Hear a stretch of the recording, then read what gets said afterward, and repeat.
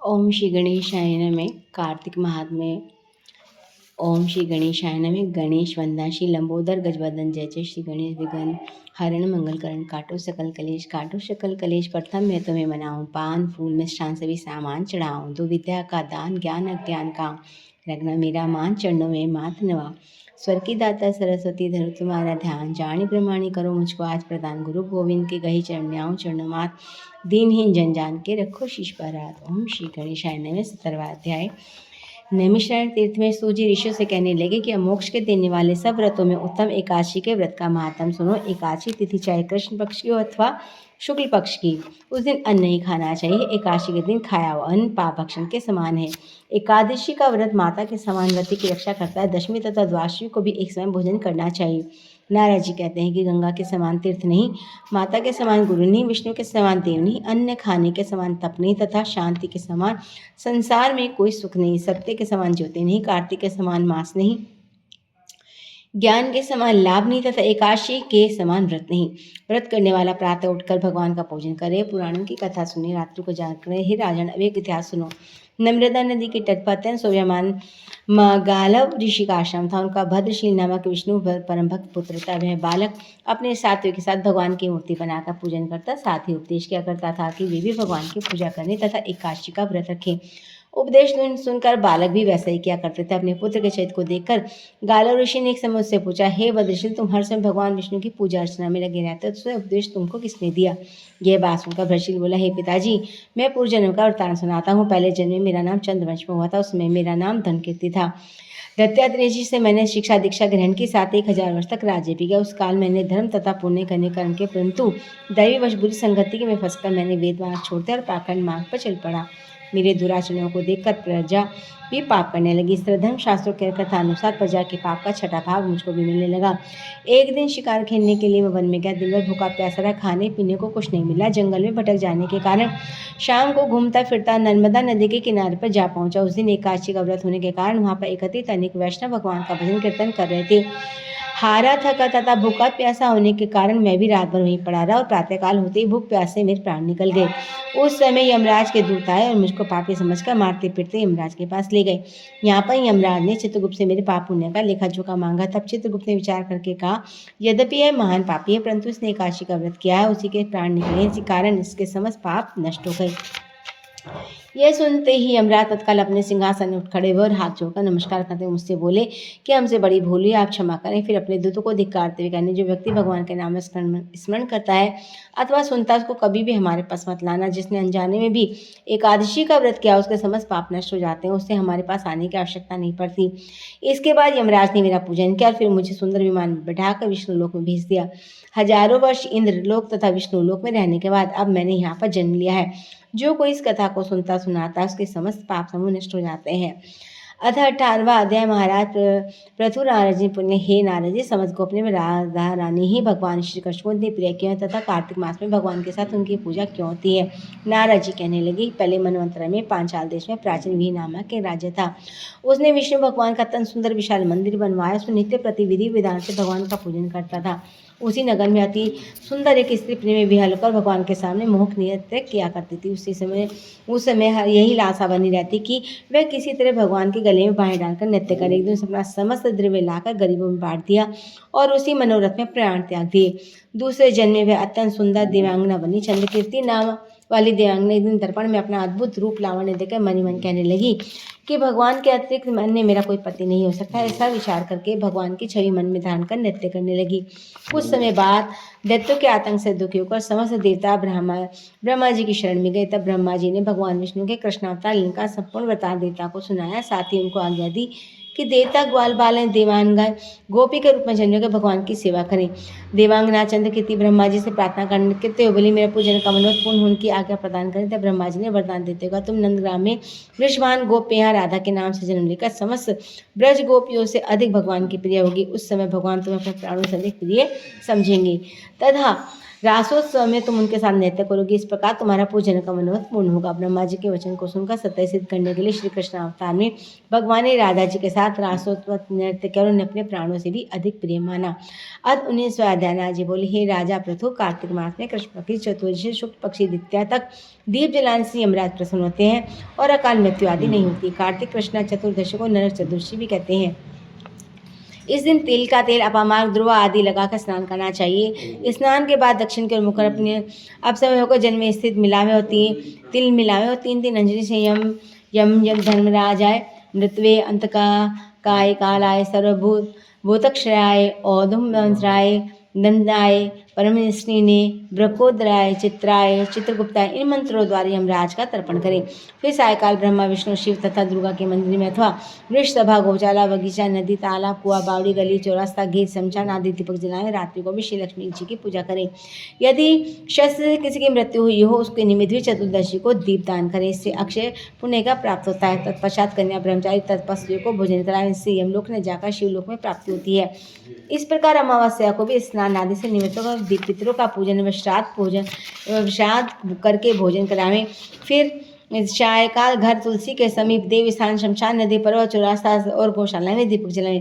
तत्पश्चात लक्ष्मी जी की स्तुति करके उनको जगावें। जिस प्रकार पतिव्रता स्त्री अपने पति से पहले जागती है उसी प्रकार लक्ष्मी जी भी भगवान से 12 दिन पहले जागते हैं। अमावस्या को दिन में बालक वृद्ध रोगी को छोड़कर अन्य कोई भोजन न करे। सायकाल लक्ष्मी जी का पूजन करने के बाद स्वयं भोजन करें। घर को फूलमाला आदि सजाकर घर में दीपमाला करें। घर के सभी स्त्री पुरुष नवीन वस्त्र धारण करें। समस्त रात्रि नृत्य गीत आदि करके हर्षोल्लास से व्यतीत करें। समस्त रात्रि दीपक जलना चाहिए।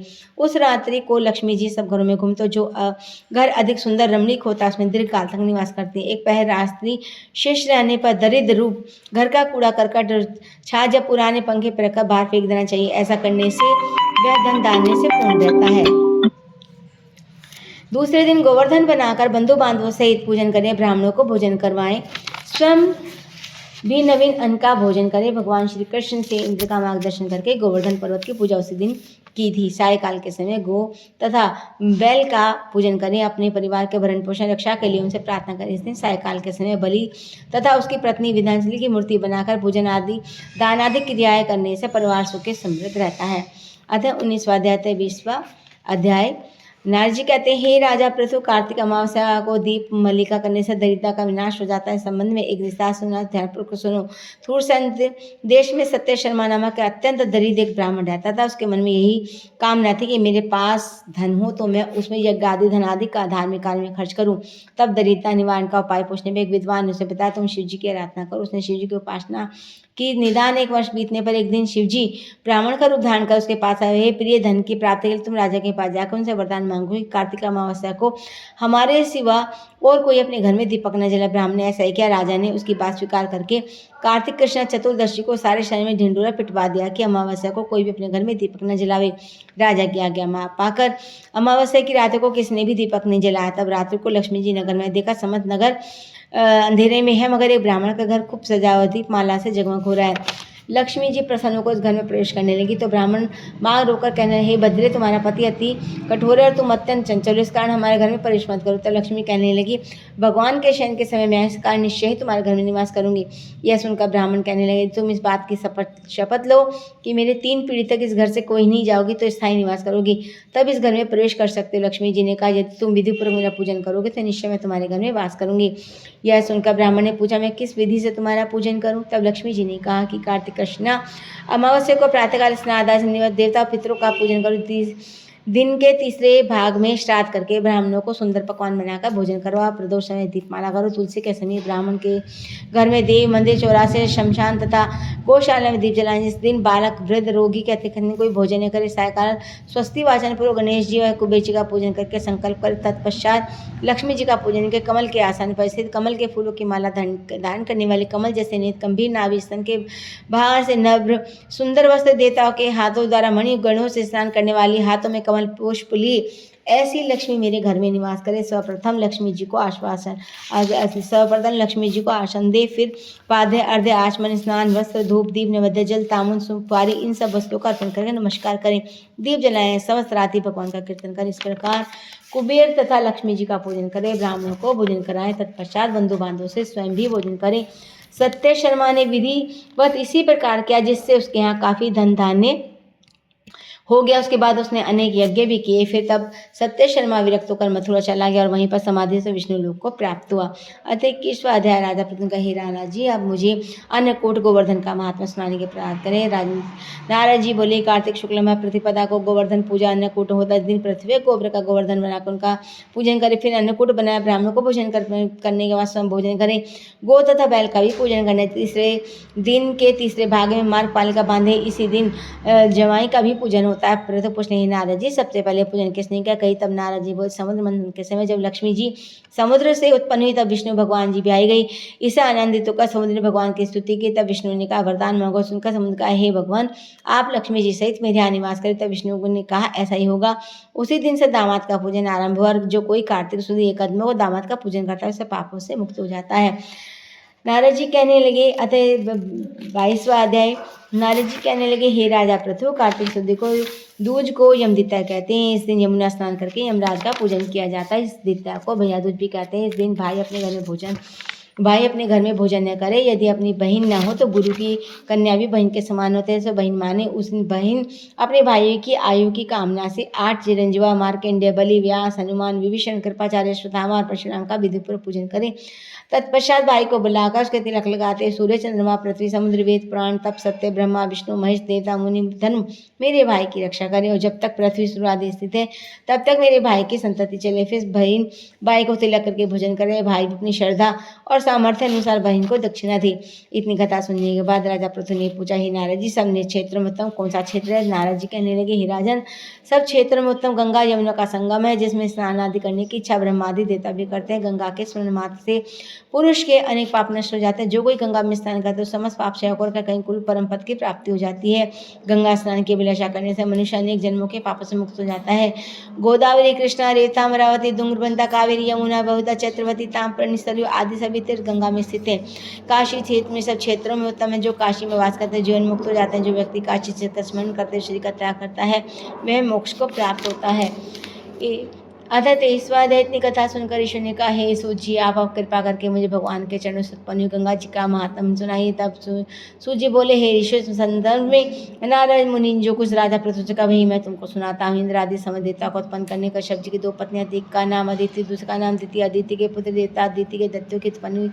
देवता दत्तों से जन्म से ही एवं मनुष्य रहता था। कालांतर में प्रहलाद का पौत्र अथवा विरोचन का पुत्र बलि दत्तों का राजा बना। उसकी सेना अत्यंत विशाल थी। संपूर्ण पृथ्वी पर विजय प्राप्त करने के बाद उसने स्वर्ग पर अधिकार जमाने के लिए देवताओं पर चढ़ाई कर दी। अपने राज्य को दैत्यों से घिरा देकर इंद्रादि देवता भी युद्ध करने को मैदान में आ डटे। तब अत्यंत घोर संग्राम हुआ। इस प्रकार युद्ध होते होते कई वर्ष बीत के अंत में देवताओं ने देखा कि दैत्यों की शक्ति में कोई कमी नहीं और वे निरंतर आगे बढ़ रहे हैं, तो मैदान छोड़कर भाग खड़े हुए। तत्पश्चात दैत्यों ने स्वर्ग पर अधिकार कर लिया। बलि इंद्रासन पर बैठकर शासन करने लगा। यज्ञ की बलि भी स्वयं ग्रहण करने लगा। तब अदिति ने पुत्र को दुखी देखकर देवताओं की जय दैत्यों की पराजय के निमित्त तपस्या करने के लिए हिमाचल पर्वत पर चली गई। वहां कुछ काल तक फलाहार, कुछ काल सूखे पत्ते, कुछ काल तक केवल पवन का आहार करती रही। फिर पैर के अग्रभाग से खड़ी होकर भगवान का तप करने लगी। इस प्रकार 1000 वर्ष तक उग्र तप किया। अदिति के पुत्र मायावी राक्षस घोर तप से चिंतित होकर राक्षसी माया द्वारा देवता का रूप धारण करके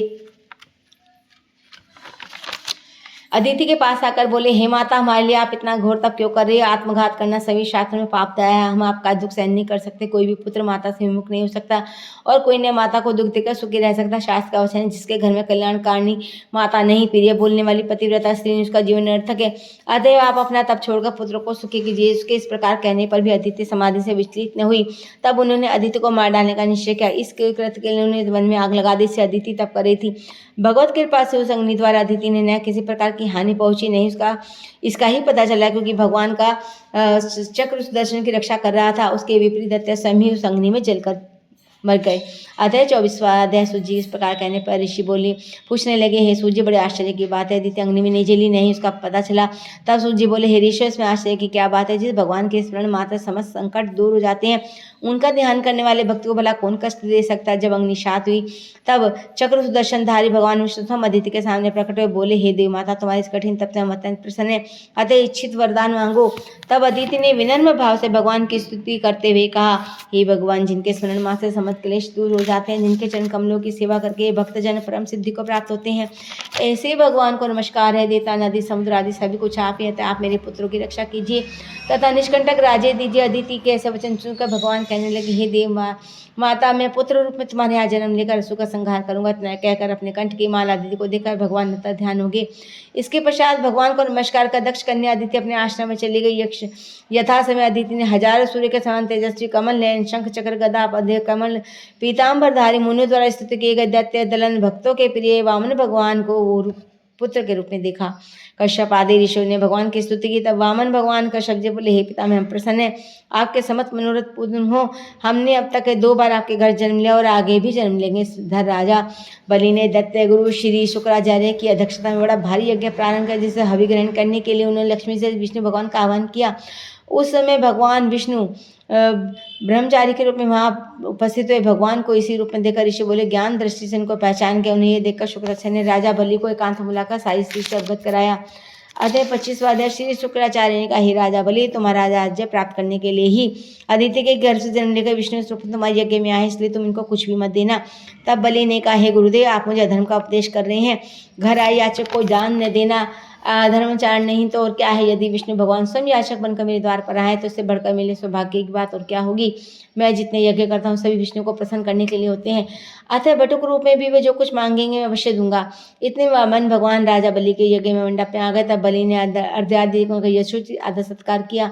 फिर हाथ जोड़कर बोला, हे नाथ, आपके दर्शन पाकर मैं कृतार्थ हो गया, आज्ञा दीजिए, मैं आपकी क्या सेवा करूं। तब भगवान ने कहा, हे राजन, तप करने के लिए हमको 3 पग भूमि चाहिए। यह सुनकर राजा ने बलि से हंसकर कहा, हे बटुक, तुमने क्या मांगा। कुछ धन, ग्राम, शहर, हाथी, घोड़े मांगा होता। यह सुनकर वामन बोले, हे दैत्यराज, मुझे किस प्रकार का प्रलोभन नहीं, मुझे तो तप के लिए 3 इतनी ही भूमि चाहिए। भूमि दान करने वाला जन्म मृत्यु से मुक्त होकर विष्णु के परम पद को प्राप्त होता है। हे राज ने पृथ्वी सदैव किसके पास नहीं रहती, सारी पृथ्वी को भोगने वाले मानधाता जैसे राजा आज कहाँ है। चंचल लक्ष्मी से जो अपना मार्ग सुधारते में धन्य है।